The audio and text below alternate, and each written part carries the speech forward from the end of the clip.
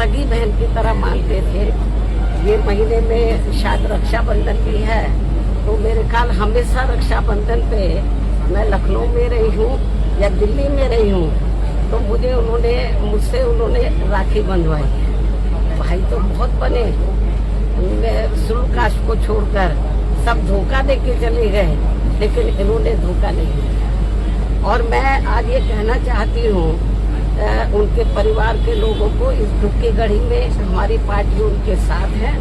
और उनका एक बेटा है, बेटी शादीशुदा और बेटा भी, सब मुझे बहुत आदर सम्मान देते हैं।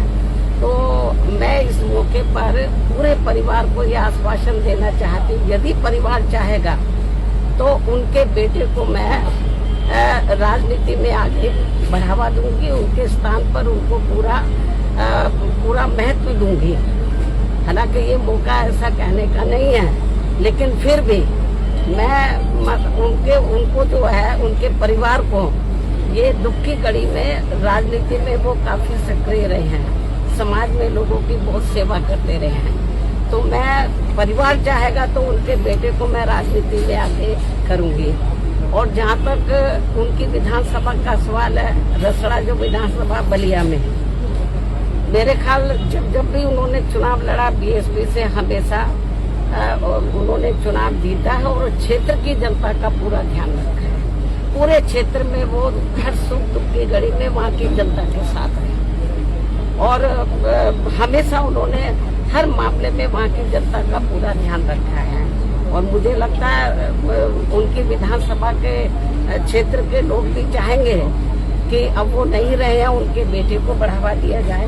मैं पूरा, जैसा परिवार चाहेगा उसके हिसाब से मैं उनको पूरा बढ़ावा दूंगी और उनका पूरा साथ दूंगी।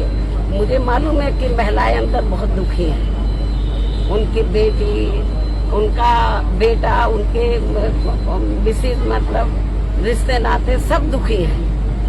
और जब कल मुझे ये सूचना मिली तो मैं भी काफी दुखी थी।